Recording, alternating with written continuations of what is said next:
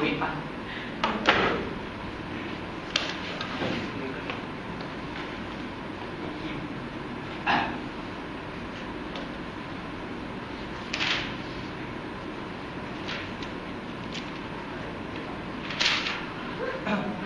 Ladies and gentlemen, allow me to clarify this debate for you. This debate has gone on to be about whether we should, give the media, allow media to show the full story, uncensored, but we only limit the location for their safety, of course. Or do we give them lies, censored lies, but we allow them to go and take the story anywhere they want? Here's what this debate has boiled down to, ladies and gentlemen, which I'll summarize into one bit.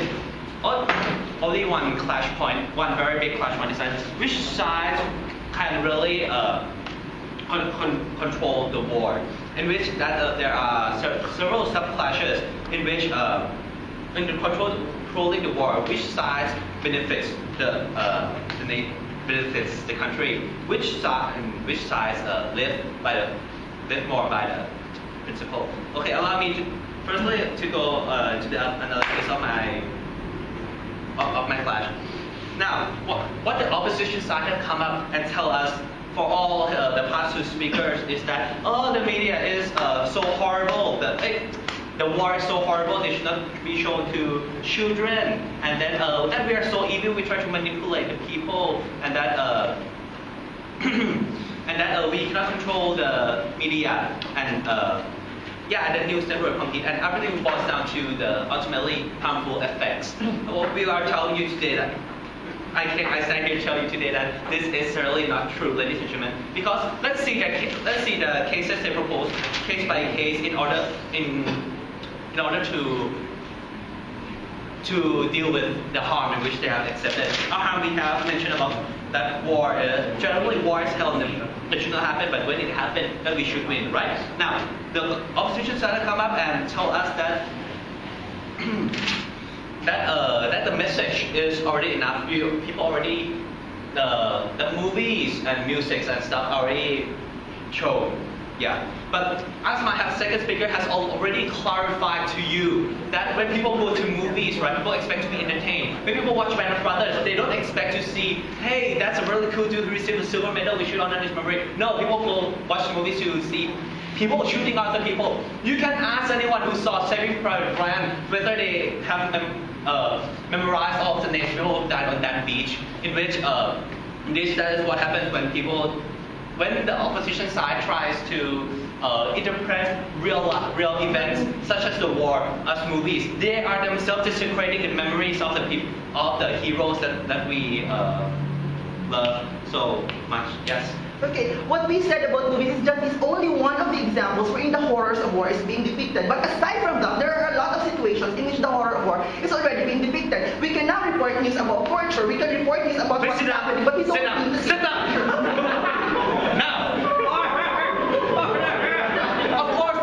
And there are many media, such as news, such as censored news, such suggested by the status quo. This is where we stand, ladies and gentlemen. We are certain we should report the truth, but we only limit the areas which the reporters can go. And now, the opposition side came up and said that the message is already enough.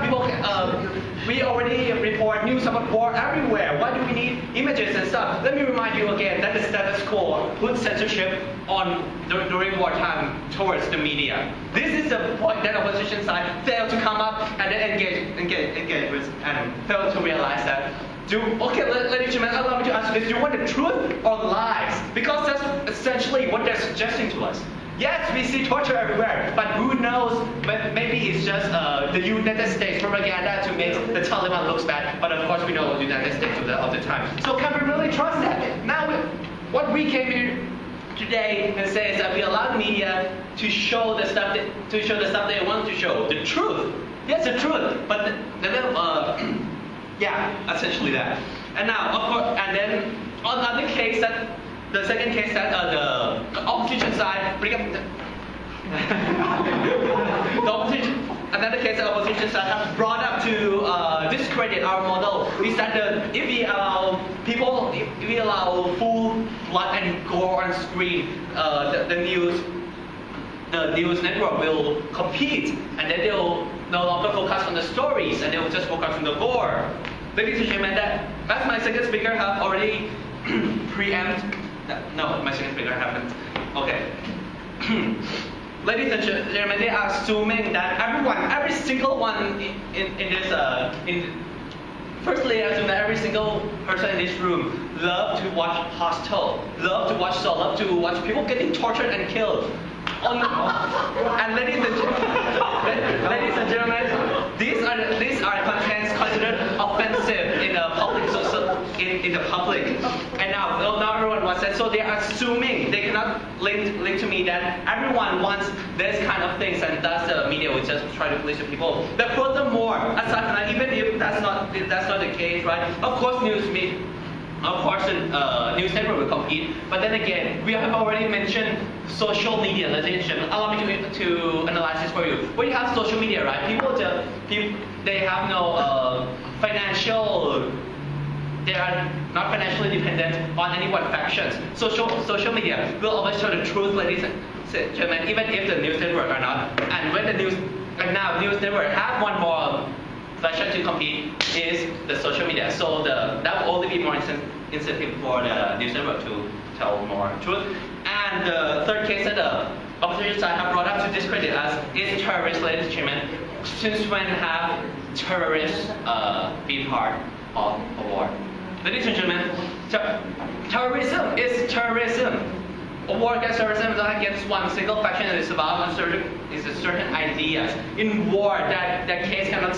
In our definition of war, which is armed conflict between two sides, their attack cannot stand because they assume that if our enemies are called terrorists, right, they would only cause more atrocities to get more attention. But this is not happens on the war. Why? Because when two nations are at conflict with each other, they already have the news source. They're not trying to convince the other side that they're right. They just want to win the war. So that's the case. So that attack does not stand. And now, ultimately, ladies and gentlemen, who have this plan, who starts going to control the war more? They assume lies.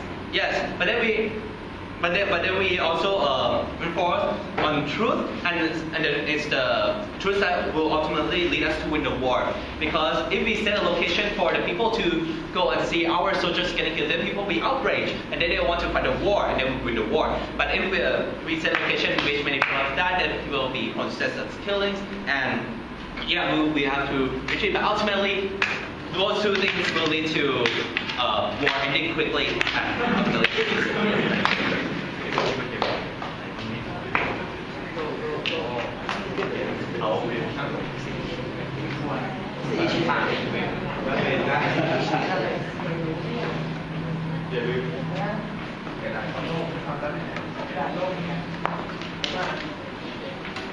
We'd like to thank the government whip, and we'd like to ask the opposition whip to try to rebut our case.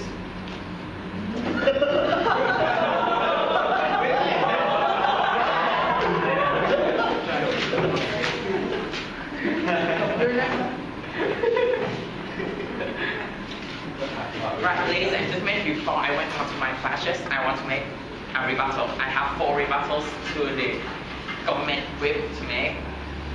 First of all, a government may love war. That is why they want to present a war at a set places for their people to watch it. But on the other hand, not every citizen may love war like our government love. So how can present it on a set places to the media, just to everyone with full content horror of war, will solve anything, or make stop a war, or make a world even a better place, more peaceful? I can't see the link there. Now, to my second rebuttal, government say that they are manipulating their people. So, as they mentioned before, in their PM speech, they think that their people are stupid. I wonder, how can they think that their people are stupid when those stupid persons choose them to be the government? And they want to manipulate them, to mind-wash them, to do whatever the government wants. At the end of the day, the government just wants to win the war. Now, to my third rebuttal. In the end, how can set places for the media not are censored anyway? Because the government may set that place up before let the media go in by giving us a reason for the safety of the media. Well, the war finished and just change our enemy close to our friendly close and let the media go in. Oh, we died a lot. That is why we need more recruits. So we will win the war. This is what the government wants. They're trying to win the war. Yes. Okay, implying. So let's imagine we live in the opposition's house where they care more about whether who died, which side, whether they're actually winning the war. And then you will lose and you will be colonized and then you will actually be raped and corridor.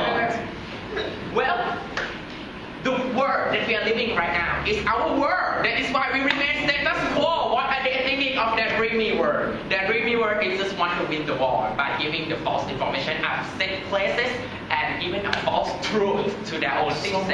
How can that not be a censorship that they hate so much and want to show the full horror? Instead, they are the one that setting all this whole censorship up to manipulate their own people. Now, my bold rebuttal. The government wants to make a horror of war. May want to show the full horror of war, but not all the people want to see the full horror of war. They are forcing their people to do the thing they don't want.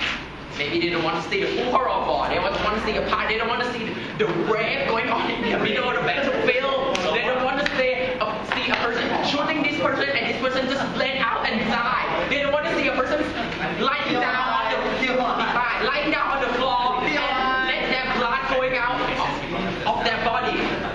Now, to my clashes, I have 4 clashes to make. To my first clashes, which sides do better for the society? We, the opposition side, prove to you that citizens are not dumb like the government say. They deserve the right to watch what they want. They deserve the right to know what the truth is, not by setting the place and trying to fool the citizens like the government want to do, just only to win the war. So, at the end of the day, we already proved to you that the people gonna fight the truth by themselves anyway, even the government set the places. Now,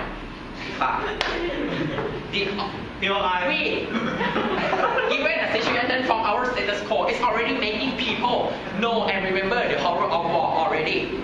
Why? Because it influenced them. It's on the people feeling. People already aware of what happened already. We don't need to show the full horror like the government want to show. But the government is want to create more crime instead of solving them by doing that violences to all the whole nations. Children gonna catch it. People gonna catch it.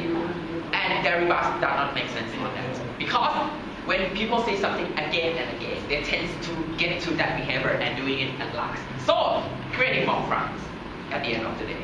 And just only to win the war, to get more kills. Now, to my second clashes, which sides have freed more the information, have given more the information on the people. We, opposition, remain status quo with it. We censor only inappropriate content, such as rape, for example, as mentioned in the censorship law. Still, we still show the horror of war, even not prove it, but people are aware of what happens. We not manipulate people to think of what the government want to by setting the place, let the media go in and show their set out to the whole nations. So, the government is censored the place, as I mentioned before, by showing only what they want in that place. Maybe the battlefield have I only want to show this 1/4 of the battlefield where a lot of my soldiers died there, so I can get more recruit people aware of war and want to win the war. Finally, we win the war. That's what the government wants. Instead of stopping the war, promoting peace, they want to win the war. Decline. Now, to my third clashes, which side preserve the transparency of the media?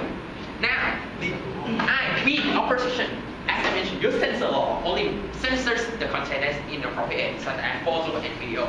So, right now, the status quo, people are already aware of how bad the war is, and the media is still neutral. We know what happened from the media, and we know what is right, we know what is wrong. Instead, the government is trying to set places, as I mentioned, to compromise the media, to make people believe what the government wants. Now the media won't be neutral, they will just be a ship under government. Now, my fourth clashes. Which side can control the hat? Which side can control the war and prevent the war? Now, we make awareness, as I have mentioned before, by using status quo by the media already promote, and people are now awareness of the war. They don't want it to happen, so we prevent war from happening. We promoting peace.